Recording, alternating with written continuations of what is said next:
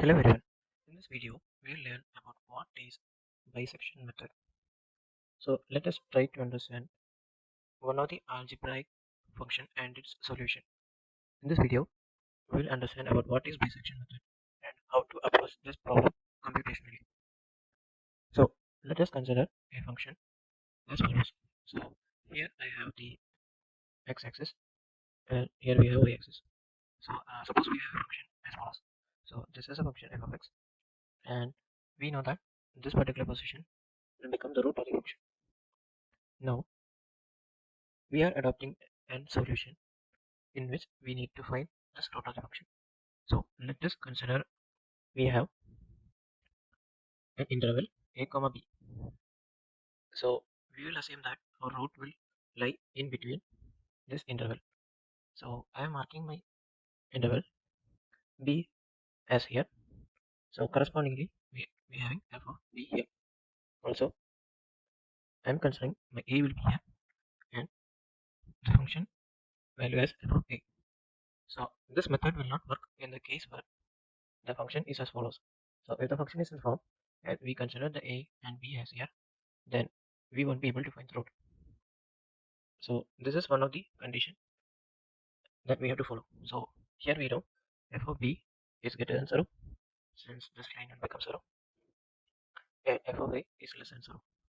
So we can understand that if f of a is less than 0 and f of b is greater than 0, then f of a into f of b will be definitely less than 0. So for example, so if f of a is minus 1 and f of b is 1, then f of a into f of b will be minus 1 only. So this is just an example. So that is one of the condition we have to follow. Now let us understand how we can find this point. So our approach will be to approach the root from both sides. So we will be trying to go reduce the value of a towards this side and reduce the value of b towards this side. So what will be the best solution for this? So obviously we can think in a midpoint way approach. So in the next step, I think the best way to do is x and y. So I am thinking to reduce the size of this interval by division. So I will be considering a point m is equal to a plus b by 2. So this point m can lie either here or here. So as we have earlier discussed in this case, if m is here, the value of f of m and value of f of b will be both be greater than 0. So in that case f of a into f of b will not be less than 0. So we can take m here. So this condition is ignored. So now our condition m will be here. So now we know the value of f of I will take it as m1. So value of f of m1 will be here. So now we know f of m1 into f of b will be less than 0. So this condition is satisfied. So again we can reduce this interval by going this way. So again m2 is equal to m1 plus b by 2. So in this case, suppose we can think of m1 can become here, sorry m2 or here. So as we discussed earlier, m2 can't be here because if f of m1 is here and f of m2 is also here, so f of m1 and f of m2 should be less than 0. So in that case, m2 can be here only. So now we got the m2 and we repeat this process and eventually we will reach a case where it meet up to our tolerance. So we can define an error value. So suppose the root is error, and by doing this we will reach a point where our mn becomes r. So mn will be the number of steps that we have did this operation. So it will be our root. Now, so the actual value of the root minus the actual value we found out. So this will be our error rate. So this one we can find it programmatically. So what will be the case in which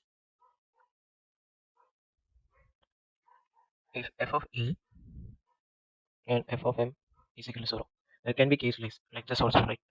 So in this case, either f of a is equal to 0 or either f of m is equal to 0. So since f of a, like, we can determine the value of a since this will be given value. Since m is the one we find out through this operation, so we can confirm that m will be the root.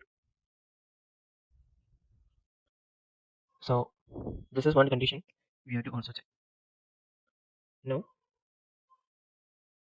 we can find this error rate through one easy method. So I'm redoing this figure here again. So here we have a, and here we have point b, f of b, and f of a. So we know this width as b minus a. So I'm just defining it as b minus a. So every time we are reducing this width. So here we are doing an half operation. So here we are dividing the width of the interval by 2. Now the next time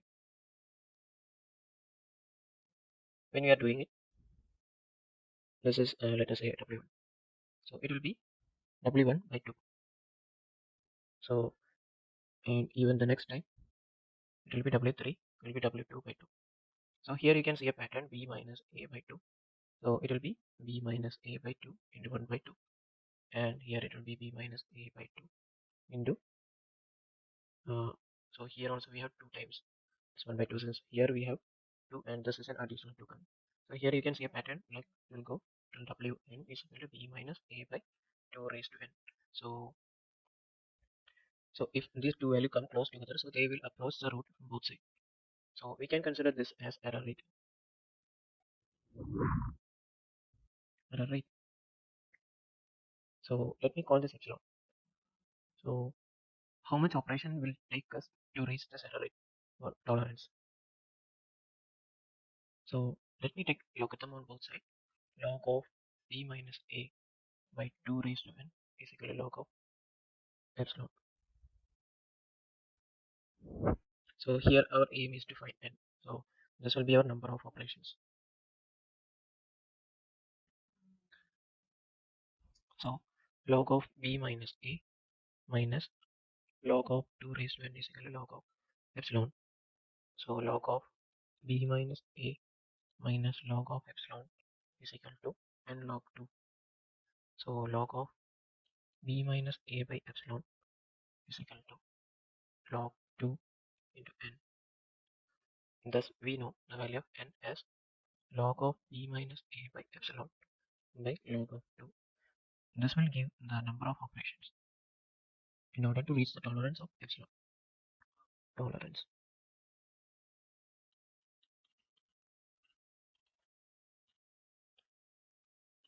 So that concludes our method of finding the root of the equation. So here let's solve this problem in terms of algorithm. So here we have been given a function 2 sin x 3 e raised to minus x 4x cube minus 4 is equal to 0. So here we are asked to find up to 4 decimal places. So in this case we have epsilon, that is our tolerance is 0.0001. So this will be our function f of x, and here we have been given two values to limit. The interval has been given, so this will be a and this will be b. So we have these conditions. Now we have been asked to plot the function and mark the computed root. So let us do this in code. So you will understand more about the problem through the coding part also.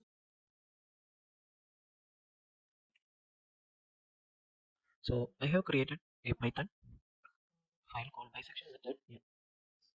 So first of all, we will be using NumPy for numerical computing and matplotlib for plotting the function.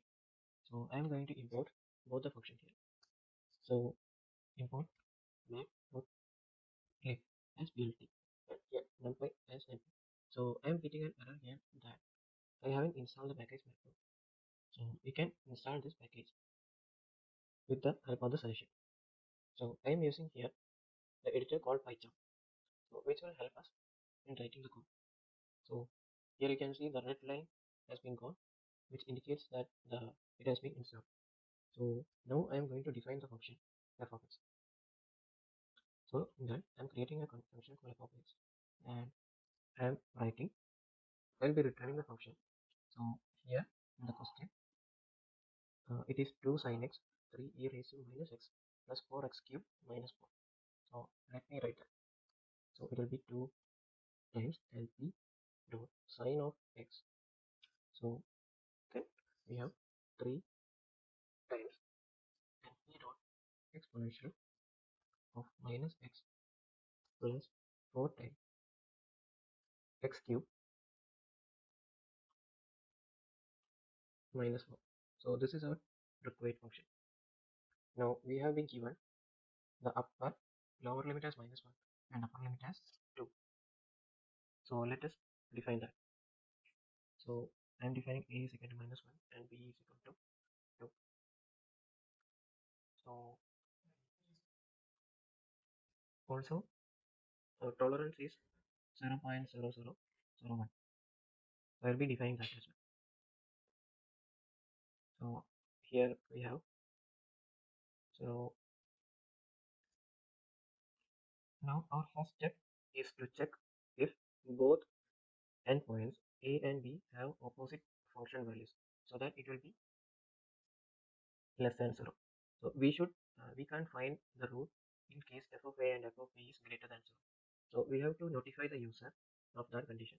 So let us define that.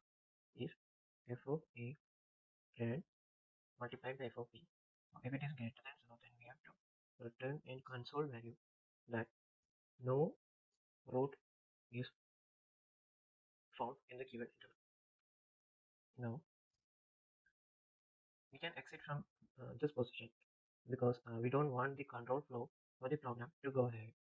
So if it is not the case, so which will match our requirement that f of a and f of b is less than 0. Now here we can find the midpoint of both the values. So we have found the midpoint of both the values. Now there can be a situation in which this midpoint can become the root of the function. So in that case, we can tell the user as the root value is m. So let us check that if f of m is the root of the equation. So now we can tell that the root is at the value of m. So at this point also we can exit the control flow. Else, otherwise we have to check if our tolerance condition has met. So we can do while absolute value of b minus a is greater than tolerance, then we have to check if the function and the boundaries are different. So this implies, so this is a while loop that will get exited if the absolute value of b minus a is less than tolerance. So until its value is less than tolerance, it will continue operating. So here we can check again. Now since we have found the midpoint here, we can check if f of m star f of a is less than 0. What does this mean? So as we have mentioned, if a is here and our m value comes out to be here, then only the condition will be of f of a and f of b becomes 0. So f of a and f of m less than 0. So the ultimate logic is both the points should come on the opposite side. So here, if the m is in the right side, as we have seen in the previous graph, then we have to set the value of b as m. So in the other case, we have to set the value of a as m. Now, once that is done, if this condition is satisfied, then we can again find the value of m is equal to a plus b by 2, because this loop will be running again and again. So every time we have to find the value of m and reassign it based on these conditions. Now our program is done and we can print the root is found at m. Now let us find Let us run this program once. So it is telling that the root of the function is 0.6736. Now let us verify this through graph. So I am moving this window to the right and let us plot this function. So what I'm doing is I will be generating some random values, random x values. So here, since we have been told our lower limit is -1 and upper limit is 2, let us give some more room for the graph so that we can really understand how the graph is in between. So here I am telling the to generate 100 values in between -3 and 5, and also I will plot the function x and the value of this function. So this f of x comes from here. So if you are curious to know what the output of this linear species, you can simply print it also. So here I'm writing the command plt.plot to plot the function. Also, I will also display the root in the graph for better understanding. So I will be displaying the value of m, which is a x value and corresponding y value. So it will be represented in a red orange color. Also, let us display this root value in the graph. So I will be telling plt.text and m comma f of m. And since this value can be relatively large, I'll be telling to truncate it to 4 decimal places. So now let us try plotting this. So here is a function. So it is telling that our value is 0.63. So we have validated our result. Now in order to beautify this graph, we can add additional parameters. Like if we want to display an axis like this, as we have explained, we can do something called plt dot axis horizontal line as y equal to 0. And let us give a color as in this form. And we can mention the line style as a dotted line. As an additionally, we can give the x label as x and y label as y. So we can also give a title as bisection method. So this will help if you want to save this and use it in the future use. So I'm also telling the method how to save this also. So it is called plt.save in bisection method. So if I use this save figure, sorry, then I can use this in a later time also. So you can see that image is stored here. So the answer to this problem is 0.6736. That's all about bisection method. Thank you for watching the video. See you for the next numerical method.